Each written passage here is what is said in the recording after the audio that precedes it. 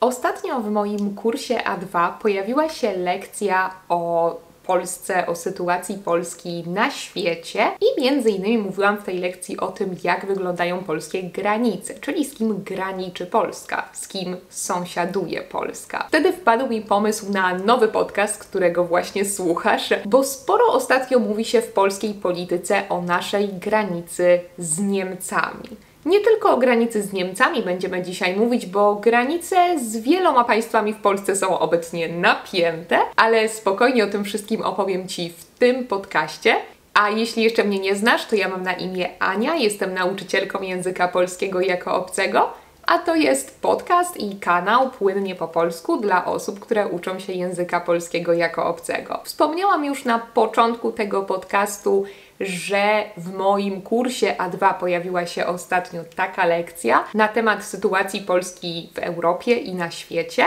Jeśli jeszcze nie wiesz, to mam kursy na poziomie A1, A2 i B1, a kursy A2 i B1 publikuję na bieżąco, bo trwa właśnie przedsprzedaż, więc w każdym tygodniu pojawia się kolejna lekcja, nowa lekcja. Lekcje opierają się na moich podcastach, więc najpierw słuchasz podcastu. W kursie A1 jest to wolny podcast po polsku, a w kursie A2 i B1 jest to podcast w normalnym tempie, po którym następuje kolejny podcast, w którym wyjaśniam słownictwo z poprzedniego podcastu. Potem są różne ćwiczenia na słownictwo, są filmiki z gramatyką i ćwiczenia oczywiście na gramatykę. Są też ćwiczenia na mówienie i na pisanie, w których musisz wysyłać mi to, co piszesz i to, co mówisz, a ja odsyłam Ci moje komentarze.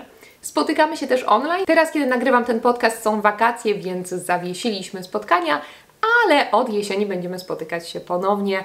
Jeszcze o tym poinformuję moich kursantów. Jeśli słuchasz mnie teraz i jesteś na którymś z tych kursów, to już sobie zarezerwuj jakiś dzień na to spotkanie w kalendarzu. Teraz jest idealny czas, żeby skorzystać z tych kursów, bo jest teraz promocja 50% z kuponem Polish50, więc każdy z tych kursów możesz dostać za połowę ceny. Myślę, że bardzo się to opłaca. Pamiętaj też, że transkrypcje i ćwiczenia do tego podcastu publikuję na moim Patreonie. Na Patreonie też dzieje się całkiem sporo, bo na Patreonie mamy nie tylko transkrypcje i ćwiczenia, ale mamy też spotkania grupowe 2 razy w miesiącu i ich nie zawieszamy, widzimy się regularnie, spotykamy się też indywidualnie, ale to już zależy od subskrypcji i mamy też grupę na WhatsAppie, na której regularnie ze sobą piszemy, wymieniamy się tam wiadomościami, więc myślę, że to też jest dobry sposób na polepszenie swoich umiejętności z języka polskiego i dołączenie do fajnej polskiej społeczności, która cały czas się powiększa i staje się coraz fajniejsza, według mnie przynajmniej. A my przechodzimy do podcastu o polskich granicach. Co to właściwie jest granica? Mówiłam o tym właśnie w moim kursie A2, ale powtórzę, że granica ma różne znaczenia po polsku. Słowo granica może oznaczać właśnie to, o czym będziemy dzisiaj mówić, czyli limit jakiegoś kraju. Każdy kraj ma jakieś granice. Nie może trwać, być w nieskończoność na całym świecie, musi gdzieś się kończyć i to właśnie gdzie się kończy i gdzie się zaczyna ustalają granice.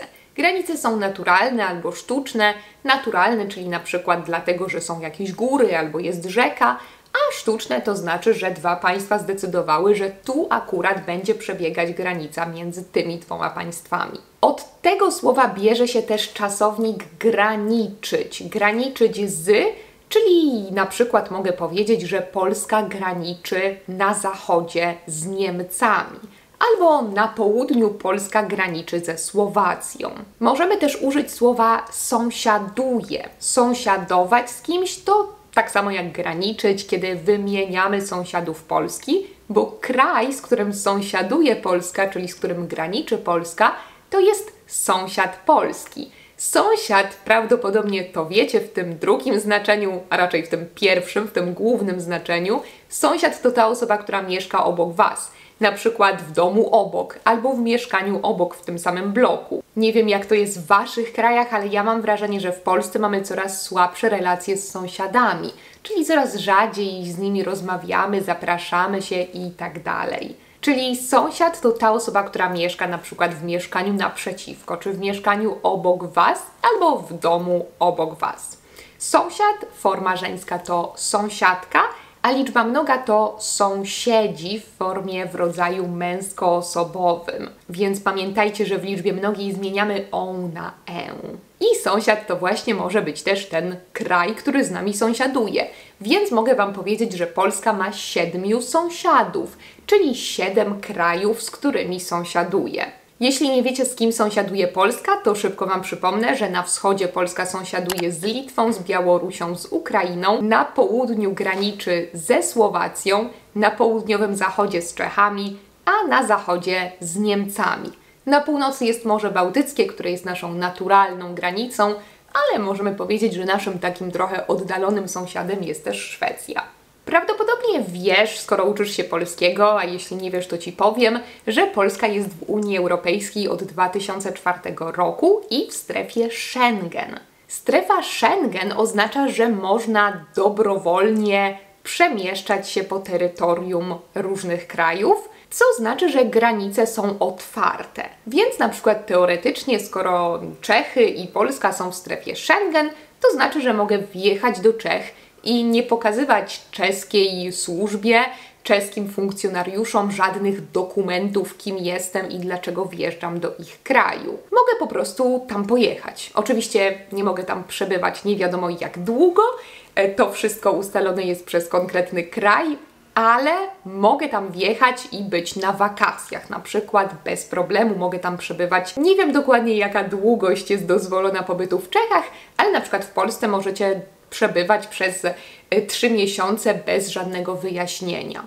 Jeśli oczywiście jesteście z kraju z Unii. Polska jednak jest specyficznym krajem w Unii Europejskiej, bo granica wschodnia Polski to też granica strefy Schengen i granica Unii Europejskiej. Białoruś i Ukraina póki co jeszcze nie są w Unii Europejskiej. Mówię póki co, bo nie wiem, czy kiedyś będą, a nagrywam ten podcast w 2025 roku. Może jeśli słuchasz mnie w przyszłości, to ta sytuacja polityczna uległa zmianie. Ta granica Polski jest więc bardzo ważna nie tylko dla Polski, ale dla całej strefy Schengen i dla całej Unii Europejskiej.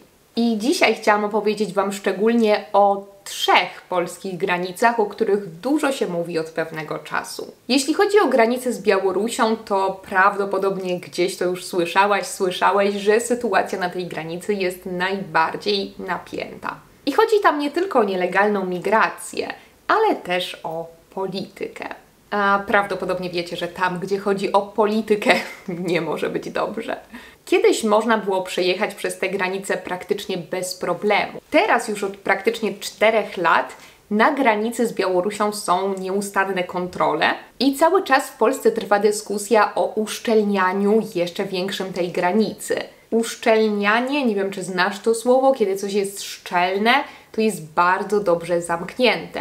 Na przykład okna w mieszkaniu mogą być szczelne, czyli nie przepuszczają, nie wiem, odgłosów jakichś z ulicy, nie słychać za bardzo hałasu z ulicy, czy na przykład kiedy jest zimno na zewnątrz, to w domu mimo wszystko jest ciepło, bo okna są szczelne. Więc kiedy granica jest szczelna, to znaczy, że nie przepuszcza żadnych osób, które mogłyby być niechciane w naszym kraju, osób, które przedostają się przez tę granicę nielegalnie.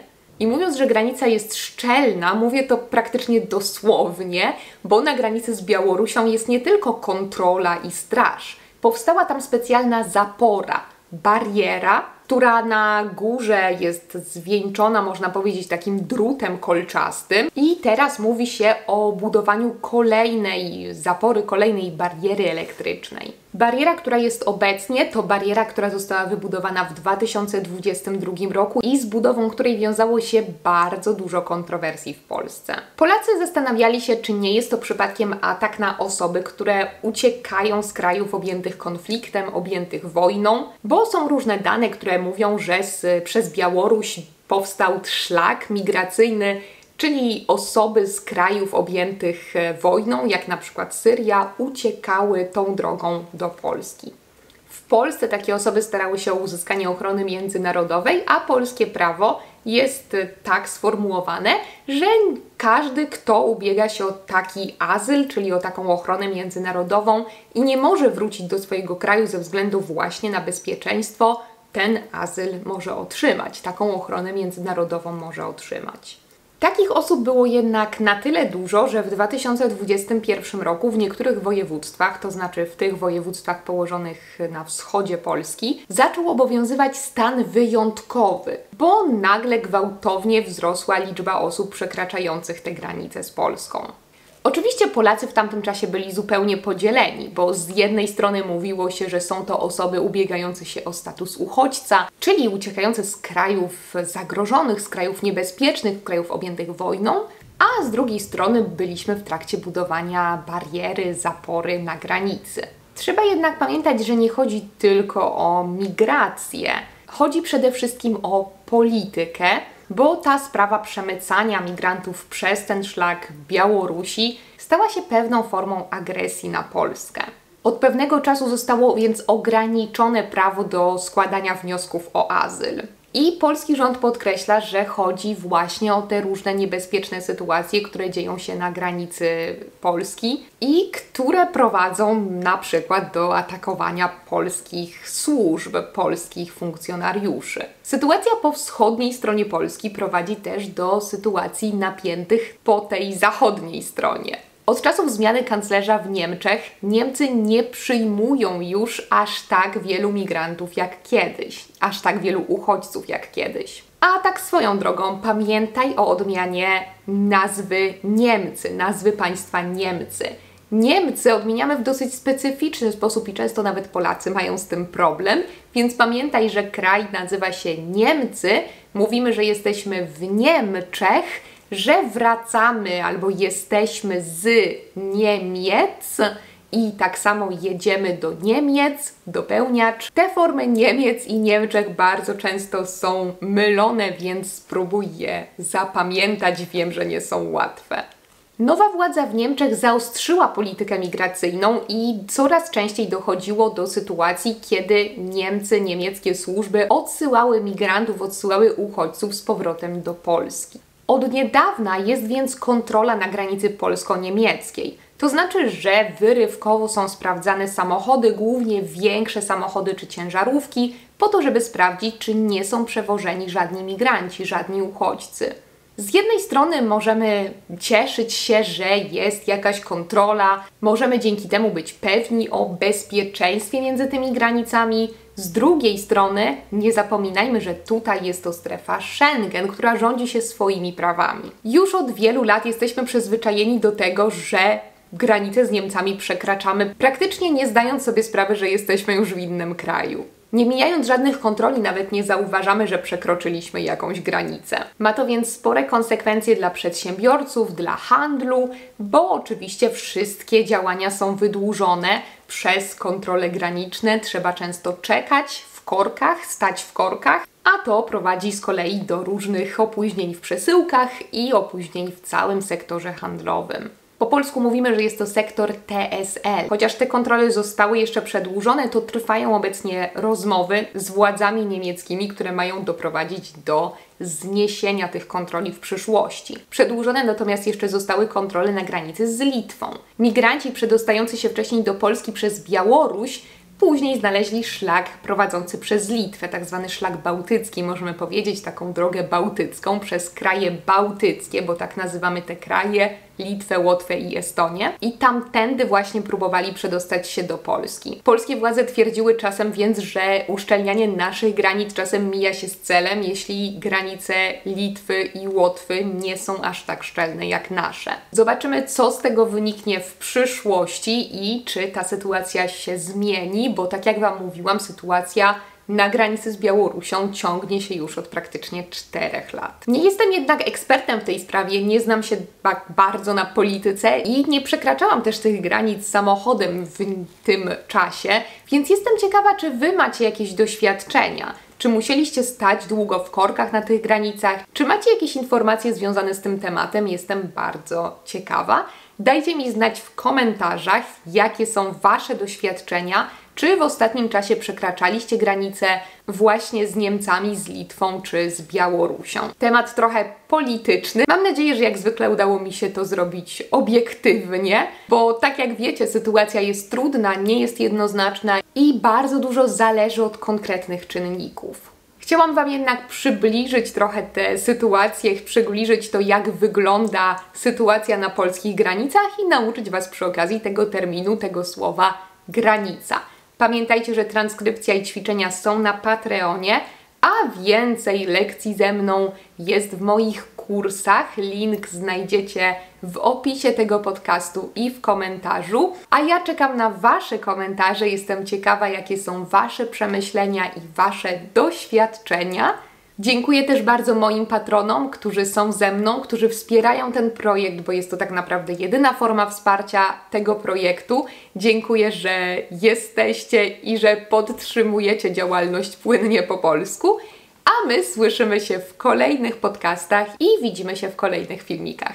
Trzymajcie się, do usłyszenia i do zobaczenia. Pa, pa!